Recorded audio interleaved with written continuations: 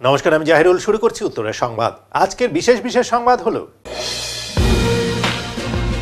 শুক্রবার সন্ধ্যায় জলপাইগুড়ি শহর সংলগ্ন সেনপাড়া বাঁধের বাজারের সামনে থেকে জেলা পুলিশের স্পেশাল অপারেশন গ্রুপ ও কোতোয়ালি থানার পুলিশের অভিযানে উদ্ধার হলো 14 কেজি গাঁজা। গ্রেপ্তার করা হলো একজনকে। বিশ্ব বাংলা ক্রীড়াঙ্গনে অনুষ্ঠিত হচ্ছে দুদিনব্যাপী 66তম আন্তঃক্লাব অ্যাথলেটিক্স মিট। জেলার 22টি ক্লাবের 556 জন অ্যাথলিট অংশগ্রহণ করেছে এই অ্যাথলেটিক্স মিটে।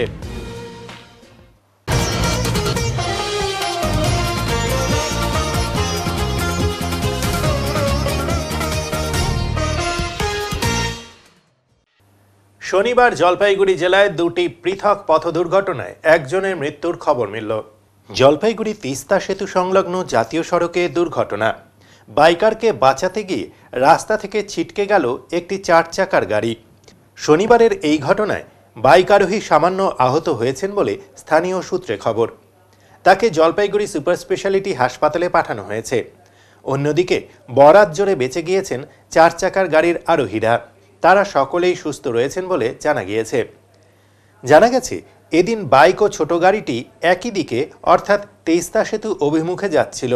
হঠাৎ বাইকটি গাড়ির সামনে চলে আসলে তাকে বাঁচাতে ছোট গাড়িটি রাস্তার নিচে নেমে যায়। ঘটনায় বাইক চালকও পড়ে যান। স্থানীয়রা তাকে উদ্ধার করেন। খবর পেয়ে ঘটনাস্থলে ছুটে আসে জলপাইগুড়ি ট্রাফিক ও কোতোয়ালি থানার পুলিশ। দুর্ঘটনার বিষয়টি খতিয়ে দেখছে পুলিশ।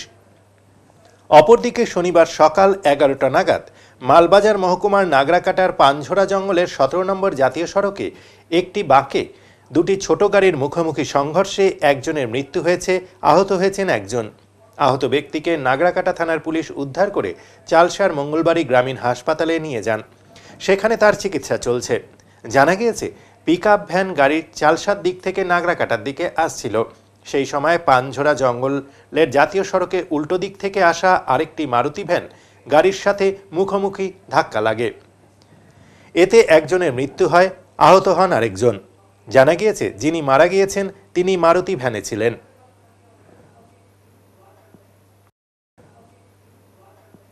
শিলিগুড়িতে ডাকাতি রুখে দিল পুলিশ। দেশবন্ধু পাড়া থেকে গ্রেপ্তার করা হলো 4 জনকে। শিলিগুড়িতে ডাকাতির ঘটনা রুখে দিল শিলিগুড়ি মেট্রোপলিটন পুলিশের শিলিগুড়ি থানার পুলিশ। শুক্রবার রাতে 10-12 জন সশস্ত্র দুষ্কৃতী দেশবন্ধু পাড়ার ইনডোর স্টেডিয়ামের কাছে জড়ো হয়েছিল। গোপন সূত্রে এই খবর পাওয়া মাত্রই অভিযান চালায় শিলিগুড়ি থানার অ্যান্টি ক্রাইম উইংয়ের পুলিশ। অভিযানে মিলে গেল সাফল্য।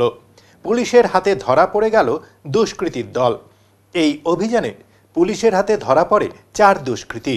বাকিরা পালিয়ে যেতে সক্ষম হলেও ধৃতদের জিজ্ঞাসাবাদ করে তাদের নাম ঠিকানা জোগাড় করে তাদের খোঁজ শুরু করেছে পুলিশ। ধৃতদের হেফাজত থেকে উদ্ধার হয়েছে ডাকাতির উদ্দেশ্যে নিয়ে আসা নানান অস্ত্রশস্ত্র এবং যন্ত্রপাতি। ধৃতদের জিজ্ঞাসাবাদে পুলিশ জানতে পারে, এই গ্রুপটি দেশবন্ধু পাড়ার একটি বাড়িতে ডাকাতির ছক কষছিল। ধৃতদের নাম নিকি দাস, মুস্তাফা মিয়া, টোটন মণ্ডল, বুবাই দাস। নিকি দাস ঠক্করের বাসিন্দা, মুস্তাফা মিয়া কোচবিহারের বাসিন্দা, টোটন মণ্ডল ফুলেশ্বরী মোড়ের এবং বুবাই দাস শান্তিনগর বউবাজার এলাকার বাসিন্দা। ধৃত 4 জনকেই শনিবার শিলিগুড়ি আদালতে পেশ করে শিলিগুড়ি থানার পুলিশ। টোটো করে গাঁজা পাচারের ছক ভেস্তে দিল পুলিশ। জলপাইগুড়ির ঘটনায় গ্রেপ্তার করা হয়েছে এক টোটো যাত্রীকে। গতকাল সন্ধ্যায় জলপাইগুড়ি শহর সংলগ্ন সেনপাড়া বাঁধের বাজারের সামনে থেকে উদ্ধার করা হয়েছে প্রায় 14 কেজি গাঁজা। জেলা পুলিশ সুপার খণ্ডবাহালে উমেশ গণপত জানান, জেলার পুলিশের স্পেশাল অপারেশন গ্রুপের ওসি মনসুর উদ্দিন ও কোতোয়ালি থানার পুলিশের অভিযানে উদ্ধার হয়েছে গাঁজা। টোটোটি ময়নাগুড়ি রোড থেকে বাঁধের বাজার হয়ে জলপাইগুড়ি টাউন স্টেশনের দিকে যাচ্ছিল। টোটোতে 3 জন যাত্রী ছিলেন।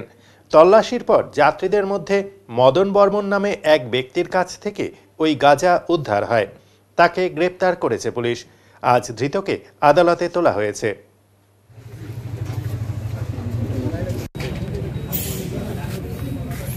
কি নাম আপনার? গোলাই দাস। বাড়ি কোথায়? বাড়ি ময়নাগুড়ি রোড। কোথা থেকে কতজন উঠেছিল আপনার টোটোতে? আমার টোটোতে ময়নাগুড়ি রোড থেকে 2 জন উঠছে।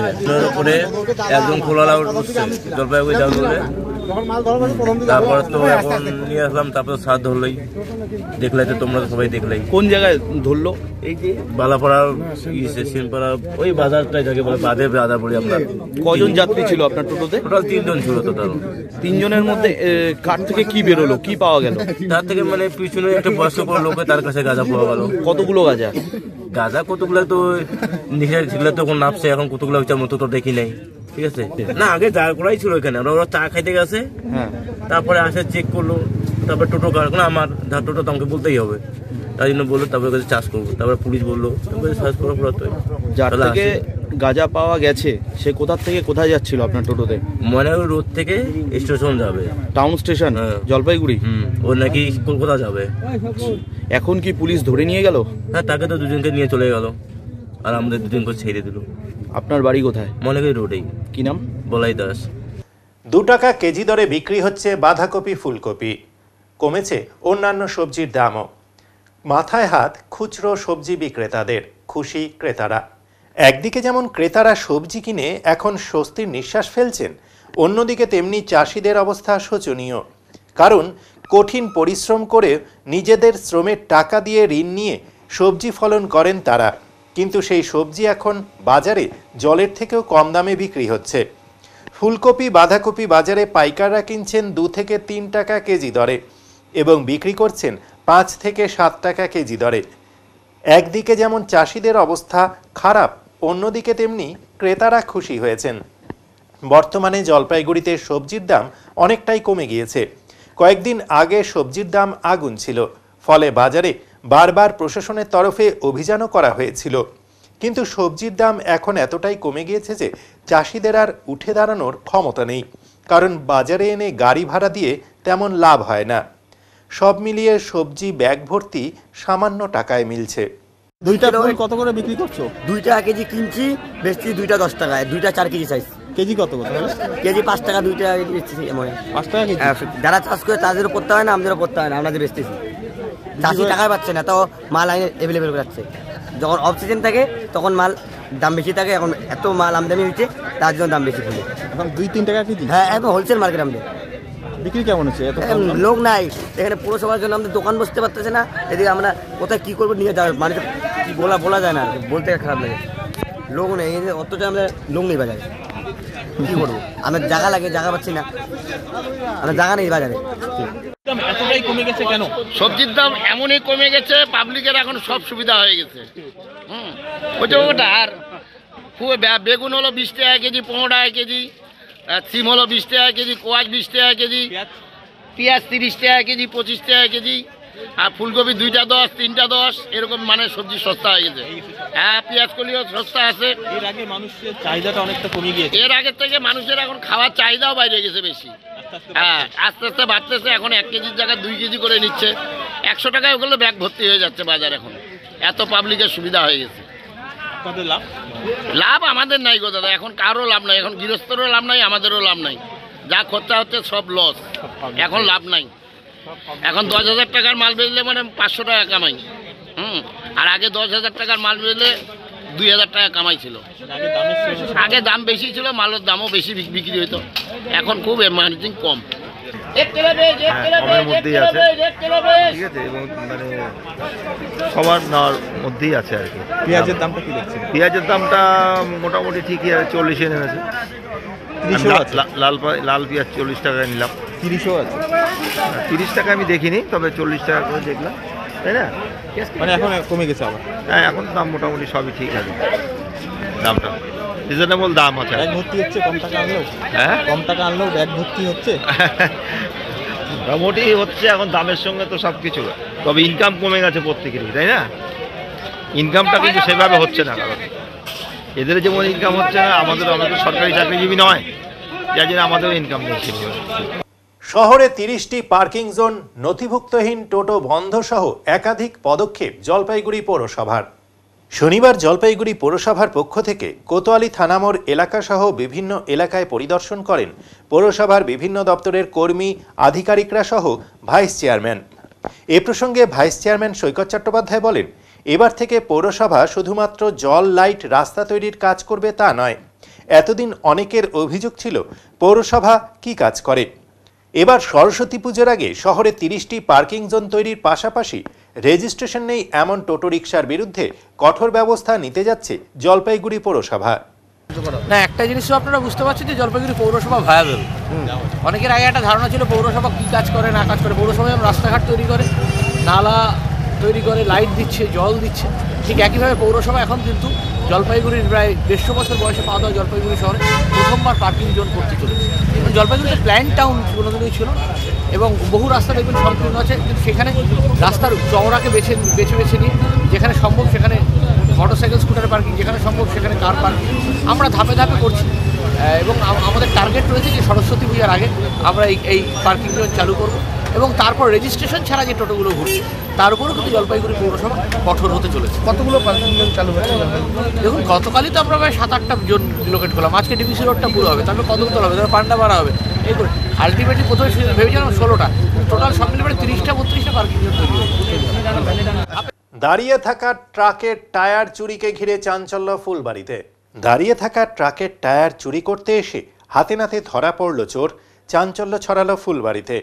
শুক্রবার রাতে ঘটনাটি ঘটেছে শিলিগুড়ি সংলগ্ন ফুলবাড়ি সীমান্ত সংলগ্ন আমাইদিঘি এলাকায়।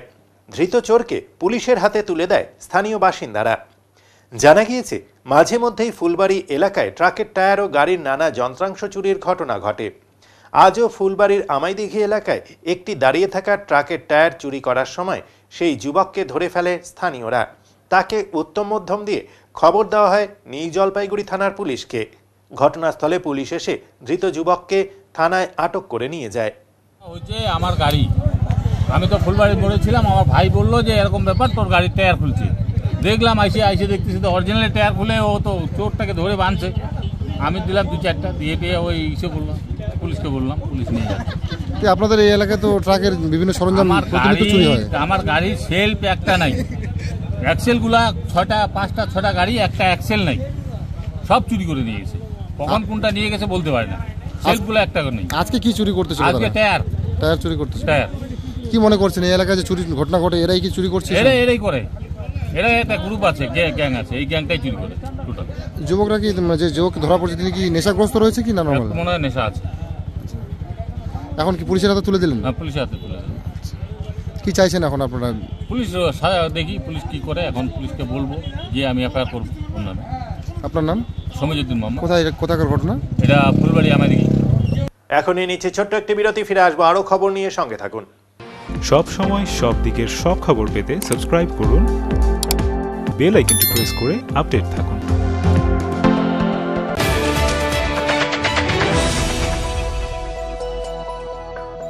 জলপাইগুড়ি পাহাড়পুর মোড়ের ওপর পেট্রোল পাম্পের পাশে রাজভবন এক এক্সক্লুসিভ বা তুলনাহীন ভবন, এই জন্য যে এই ভবনের ভেতরে যাওয়ার পর আপনাদের আবদ্ধ মনে হবে না।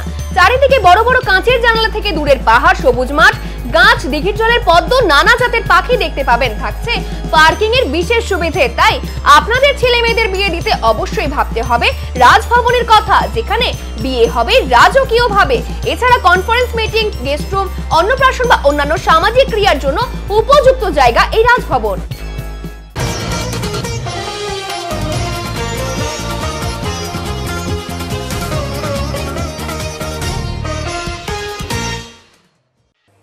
সরকারি বিদ্যালয়ে এবার পালন করা হলো পিঠেপুলি উৎসব। বাঙালির ঐতিহ্য রীতির সঙ্গে পড়ুয়াদের পরিচয় করাতে বিদ্যালয়ে আয়োজন করা হয় পিঠেপুলি উৎসবের। মিড ডে মিলের খাবারের পাশাপাশি পড়ুয়াদের পাতে দেওয়া হলো নানান রকমের পিঠে ও পায়েস। ফালাকাটা পারঙ্গের পার শিশু কল্যাণ উচ্চ বিদ্যালয়ের শুক্রবার ছাত্রছাত্রী, শিক্ষক শিক্ষিকা মিলে পালন করল পিঠেপুলি উৎসব।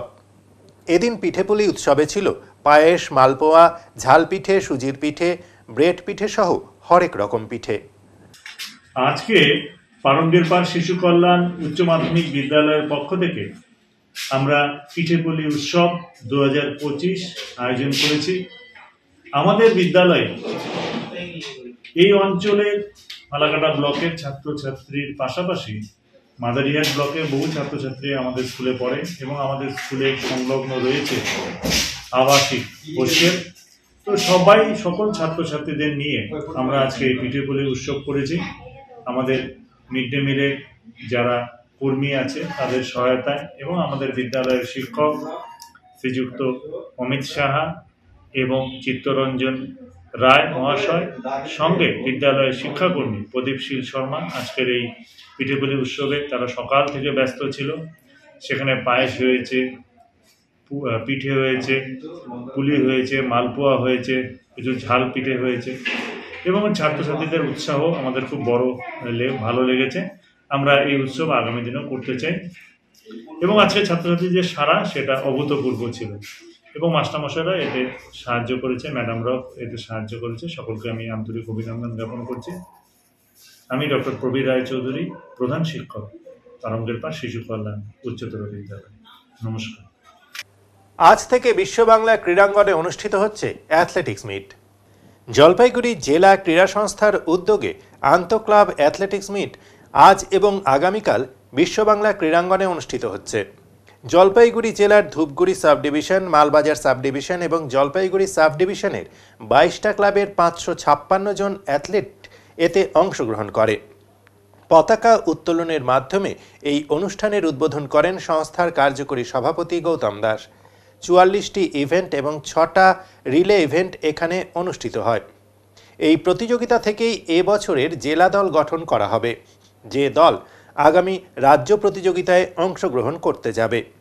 এই প্রতিযোগিতায় মোট 10টি গ্রুপের খেলা অনুষ্ঠিত হয়। আজ ছাত্রদের ইভেন্টগুলি অনুষ্ঠিত হয়েছিল, আগামীকাল ছাত্রীদের ইভেন্টগুলি অনুষ্ঠিত হবে। আজকের উদ্বোধনী অনুষ্ঠানে জেলার প্রাক্তন খেলোয়াড়েরা এখানে অংশগ্রহণ করেন। এটা হচ্ছে জলপাইগুড়ি ক্রীড়া সংস্থা, এই জলপাইগুড়ি জেলার সমস্ত যে ক্লাব রয়েছে এই জেলা ভিত্তিক এই একটা 66তম এটা অনুষ্ঠান হচ্ছে। 66তম আমাদের অ্যাথলেট মিট, বার্ষিক অ্যাথলেট মিটটা হচ্ছে দুদিনের, প্রতি বছরই এটা হয়। দুদিনের এই প্রোগ্রাম এখন উদ্বোধন হলো। ছেলে এবং মেয়েদের ইভেন্ট থাকবে এবং পার্টিসিপেন্ট প্রায় 550-এর উপরে পার্টিসিপেন্ট আছে। আমাদেরকে সাপোর্ট দিচ্ছে হচ্ছে সাই স্পোর্টস অথরিটি অফ ইন্ডিয়া এবং এখানে যে মানে রুল অনুযায়ী হচ্ছে আর কি, সেটা হচ্ছে ন্যাশনাল মডেল, যেটা আমাদের রুল আছে সেই রুল অনুযায়ী এখানে হচ্ছে এবং আমাদের রাজ্য স্তরে যে নিয়ম আছে সেই হিসাবেই আমরা এটা পরিচালনা করছি। এখানে যারা সফল হবে তাদেরকে আমরা রাজ্যে প্রতিনিধিত্ব করতে পাঠাবো। আম্পায়ারের ভুল সিদ্ধান্তে উত্তেজনা ছড়ালো জলপাইগুড়ির মাঠে। জলপাইগুড়ির মোহিতনগর ক্লাবের আম্পায়ারের বিরুদ্ধে ক্ষোভে চাঞ্চল্য জেওয়াইএমএ ক্লাব ময়দানে। কয়েকদিন থেকেই জেওয়াইএমএ ক্লাব ময়দানে অনুষ্ঠিত হচ্ছে ফার্স্ট ডিভিশন ক্রিকেট লিগ। আজ ছিল নেতাজি মডার্ন ক্লাব ও মোহিতনগর ক্লাবের মধ্যে খেলা, কিন্তু মোহিতনগর ক্লাবের অভিযোগ ব্যাট বলে না লাগলেও আম্পায়ার নিজের ইচ্ছায় আউট দিয়েছেন। এই ধরনের ভুল সিদ্ধান্ত দিয়ে মোহিতনগর ক্লাবকে হারানো হয়েছে। এর ফলে কিছুটা সময়ের জন্য সাময়িক উত্তেজনা সৃষ্টি হয়েছিল ওই মাঠে। যদিও এ বিষয়ে জেলা ক্রীড়া সংস্থার সচিব ভোলা মণ্ডল বলেন, আম্পায়ার কোনো ভুল সিদ্ধান্ত নেননি, খেলায় কোনো ধরনের ভুল সিদ্ধান্ত নেওয়া হয়নি। আমার আবেদন, আম্পায়ারের ডিসিশন মেনেই সকলের খেলা উচিত। তো আমরা এই ডিসিশনটা দেয় নীলাঞ্জন কুন্ডু নামে আম্পায়ার। তো এভাবে আমরা প্রচুর টাকা খরচা করি, প্রচুর টাকা ক্লাবের জন্য খরচা করা হয়, প্রচুর টাকা হিসাবে টিম বানানো হয়, কলকাতা থেকে প্লেয়ার আনা হয়, তারপরে এরকম আম্পায়ারিং, এত নিম্নমানের আম্পায়ারিং, এটা ধারণার বাইরে। টিএসের এই সিস্টেমটা চেঞ্জ করা দরকার। এই সিস্টেমটা অনেক দিন থেকে চলে আসছে, এটা শুধু আমাদের কমপ্লেন, একার কমপ্লেন না। লোকাল আম্পায়ার এবং সেটা মানটা কমে যাচ্ছে। লোকাল আম্পায়ার এবং তিনি হচ্ছে যে আম্পায়ারিং ডিসিশনটা দেয় তিনি সুপার ডিভিশনের প্লেয়ার। কি করে একটা প্লেয়ার কি করে আম্পায়ারিং করতে পারে? একটা প্লেয়ার সেই সেম টুর্নামেন্টে কি করে আম্পায়ারিং করতে পারে? মনে হয় যে টাকা বা অন্য কিছু, বা নাকি তার সিদ্ধান্ত এইগুলো বায়াসনেস, এগুলো তার চেনাশোনা প্লেয়ার হিসাবে বা টিম হিসাবে তারা সাপোর্ট করে, এইভাবে দিনের পর দিন এইভাবে ক্লাবগুলো সাফার করে, এটা কোনো মানে তো নেই। কি চান আপনারা, কি করবেন? আমরা যেটা চাই সেটা আমরা ডিএসএকে লিখিত আকারে জানাবো। আমাদের যেটা বক্তব্য সেটা আমরা এখানে বললাম যে এরকম এইরকম না না, সেই আম্পায়ারিং এর তো আমরা তীব্র বিরোধিতা জানাচ্ছি এবং ডিএসের পক্ষেও বিরোধিতা জানাচ্ছি। ডিএসের একটা পরিকাঠামো নেই কোনো রকমভাবে, বলগুলো যে দেওয়া হয় সেই বলগুলোরও কোনো সাইজের ঠিক নেই। তো সে কোনো পরিকাঠামো ডিএসের দেখা উচিত। এইভাবে তো কোনো টিম এত টাকা খরচা করে তাহলে টিম বানাবে না, তারা তো কোনো প্রাইজ মানি রাখছে না। আমরা শুধু সম্মানের জন্যই খেলছি, তাহলে সেই সম্মানটা যদি আমাদের এইভাবে ক্ষুণ্ণ হয়ে যায় তাহলে কি করে আমরা টিমগুলো বানাবো? এটা তো ঠিক জিনিস না। আপনার নাম আর পরিচয়? আমার সম্রাট মোদক, মোহিতনগর ক্লাব অফ পাঠাগার, বাড়ি মোহিতনগর। আপনার তো আপনাদের বিরোধী কারা ছিল আজকে? আজকে নেতাজি মডার্ন ক্লাব ছিল। তাদের সাথে তো না, তাদের সাথে কোনো প্রবলেম নেই, তারাও একইভাবেই আম্পায়ারিং এর বিরোধিতা জানিয়েছে। মানে যে খেলা অনুষ্ঠিত হলো সেখানে মোহিতনগর এবং নেতাজির মধ্যে হয়েছিল সম্ভবত। তো মোহিতনগর অভিযোগ করছেন কি আম্পায়ার ভুল ডিসিশন দিয়েছেন, আম্পায়ার লোকাল আম্পায়ার সাথে হলো আম্পায়ার এই টুর্নামেন্টই বলে খেলছে। না, এটা ঠিক নয়। এটা আমাদের আম্পায়ার অ্যাসোসিয়েশন আছে, আম্পায়ার অ্যাসোসিয়েশন থেকে আমাদের আম্পায়ার দেওয়া হয়।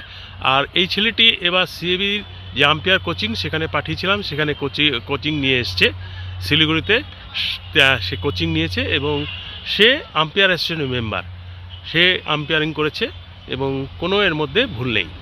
তারা বলছে এরপরে নাকি এই ধরনের খেলা খেলবেন এই ধরনের আম্পায়ার। না, আমি চাই যে সবাই খেলুক, এরকম খেলার মধ্যে হার জিত আছে এবং আমার মনে হয় আম্পায়ার ডিসিশনকে ফাইনাল মনে নেওয়াটাই উচিত সবার।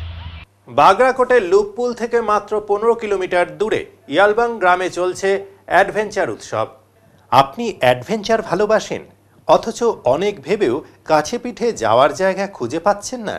তাহলে আপনার মুশকিল আসান হতে পারে বাগরাকোটের লুপপুল থেকে 15 কিলোমিটার দূরে কালিম্পং জেলার ছোট্ট পাহাড়ি গ্রাম ইয়েলবং। উত্তরবঙ্গের একমাত্র গিরিখাতের সুবাদে ইয়েলবংয়ের নাম ইতিমধ্যেই উৎসাহী মানুষের জানা হয়ে গিয়েছে। সমুদ্র পৃষ্ঠ থেকে 3500 ফুট উচ্চতায় সবুজের সমারোহ এই গ্রামে। সাকুল্যে 55টি সরল সাদাসিধে পরিবারের বাস। দূষণমুক্ত এই গ্রাম থেকে সূর্যোদয় ও সূর্যাস্তের অসাধারণ দৃশ্য উপভোগ করার পাশাপাশি হরেক রকম হিমালয়ান পাখির কিচিরমিচির, রং বেরঙের প্রজাপতির আপন খেয়ালে এদিক ওদিক উড়ে বেড়ানো, এসবই গিরিখাতের পাশাপাশি ইয়েলবংয়ের মূল ইউএসপি। তাই ইয়েলবংকে পর্যটক মানচিত্রে আরও তুলে ধরতে 3 দিনব্যাপী অ্যাডভেঞ্চার ফেস্টিভ্যাল শুরু হলো।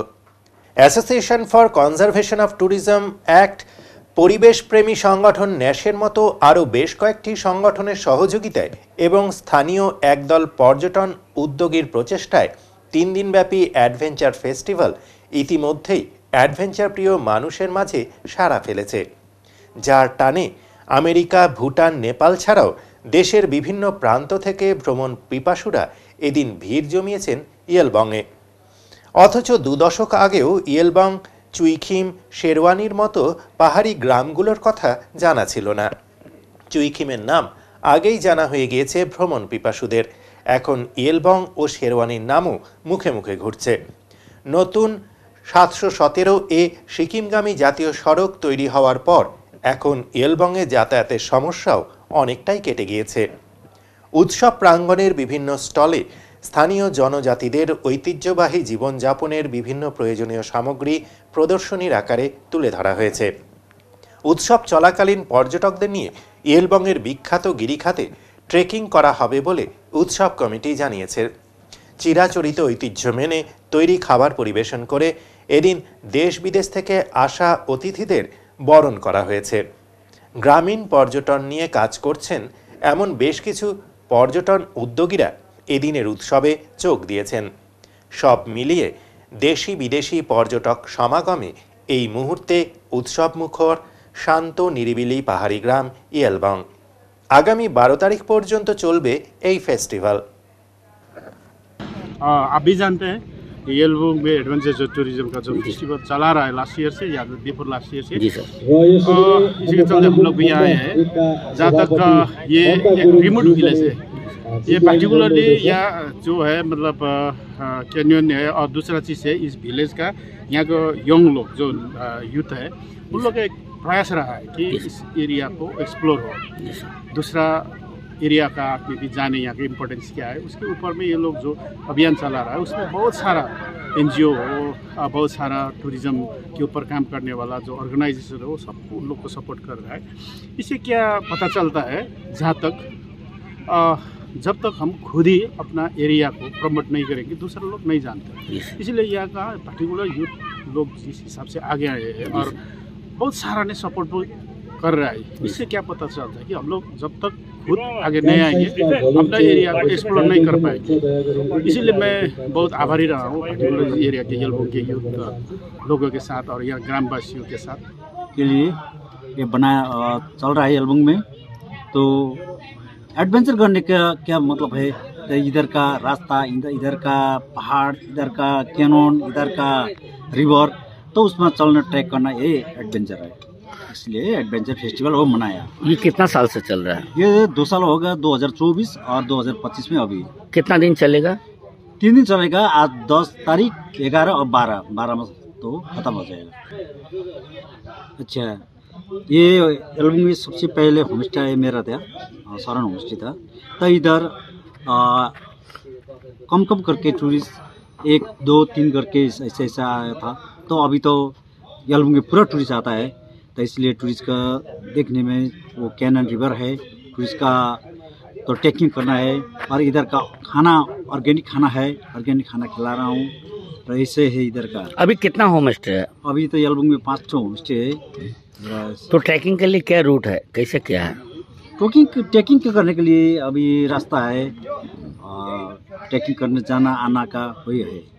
कैनन एक्चुअली टूरिस्ट देखने के लिए कैनन, रिवर कैनन और रेनबो फॉल्स ये दोनों है ना। तो क्या लग रहा है आज आप लोग का टूरिज्म ओपनिंग हुआ, कौन आए इधर आज का ओपनिंग के लिए? आज का चीफ गेस्ट आया है कालिम्पोंग का रुदेन सादा लेप्चा, वो MLA, और दार्जिलिंग का और GTA का वो सेक्रेटरी आए, और अमर लामा। 18 किलोमिटर जो सेल रोटी ब्रिज छ नि हो सबै पुऱ्याएर आइयो। तपाईहरु कहाँबाट आयो? नेपालबाट। कति किलोमिटर टोटल? नेपालबाट 103 किलोमिटर। 103 किलोमिटर। कति जना थियो? 6 जना। नेपालबाट 6 जना आयौँ। अनि अरु यहाँ दार्जिलिङको हुनुहुन्छ, सिक्किमको हुनुहुन्छ, सिलगढीको हुनुहुन्छ, अनि यहाँ एल्बमको हुनुहुन्छ। तपाईँ यो साइकल बोक्न नामहरु छ के नाम? मेरो जाइन्ट ट्रेकको छ, केपको छ, सबै छ। तपाईको नाम? मेरो पूर्णबहादुर। कहाँबाट? नेपालबाट। अभी 2 सेकेंड एडिशन है और इस साल, और लास्ट ईयर हमने भी एक फर्स्ट किया था, उसमें एकदम रिजल्ट अच्छा आया। ताकि इस फर्स्ट ईयर से जितना भी एडवेंचर रिलेटेड लोग था वो आकर मतलब ऐसा भी होना चाहिए एडवेंचर में, एडवेंचर के लिए कुछ फेस्ट होना चाहिए बोलकर ऐसा बहुत सारा आया फीडबैक। तो इस बार भी हम सेकेंड एडिशन कर रहे हैं, और हम एक young adventure festival, young adventure society सोच रहे कि ये फेस्टिवल नेक्स्ट ईयर भी और ज़्यादा एडवेंचर रिलेटेड जितने भी लोग हैं उन लोगों को लेकर अच्छा से करेंगे। और इसका मेन मोटिव ये है कि और एडवेंचर को प्रमोट करना है, और हमारा जगह में जो एडवेंचर है उसमें जो रिलेटेड लोग हैं उन लोगों को भी प्रमोट करना है, और जो एडवेंचर जितना भी जगह है जो रहा है उन लोग उस जगह को भी थोड़ा हम इसी थ्रू से आगे लेकर आना है। यही है हमारा। ये कैनियन में क्या मतलब हमारा जो एट्रैक्शन है वो एल्बम का जो एल्बम रिवर कैनियन है, और जो कैनियन के लिए बहुत सारा जो कैनियन ही है जो एडवेंचर हमने अभी ये फेस किया है उसी का जरिए ही हम कर रहे हैं। कितना दिन चलेगा ये फेस्टिवल? ये फेस्टिवल आज फ्राइडे, सैटरडे, संडे तक चलेगा। এখনই নিচে ছোট্ট একটি বিরতি, ফিরে আসবো আরো খবর নিয়ে, সঙ্গে থাকুন। সব সময় সব দিকের সব খবর পেতে সাবস্ক্রাইব করুন, বেল আইকনটি প্রেস করে আপডেট থাকুন।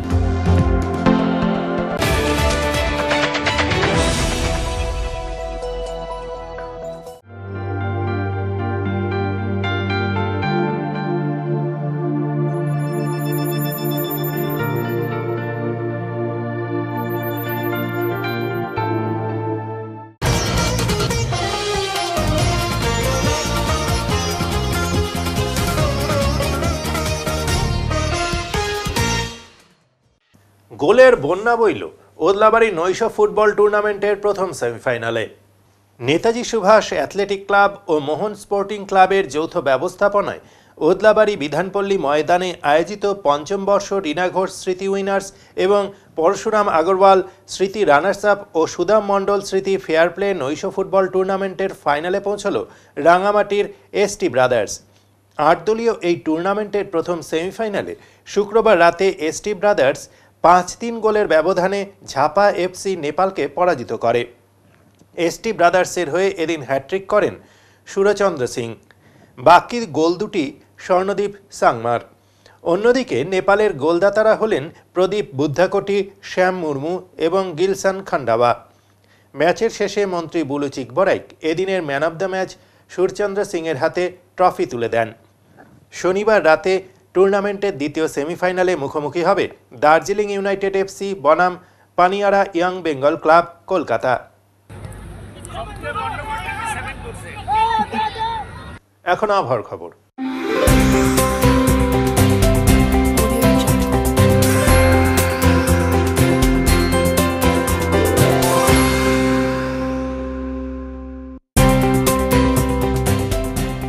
কেন্দ্রীয় আবহাওয়া দপ্তরের জলপাইগুড়ি কেন্দ্র থেকে পাওয়া তথ্য অনুযায়ী শনিবার দিনের সর্বোচ্চ তাপমাত্রা ছিল 27 ডিগ্রি সেলসিয়াস ও সর্বনিম্ন তাপমাত্রা ছিল 10.1 ডিগ্রি সেলসিয়াস।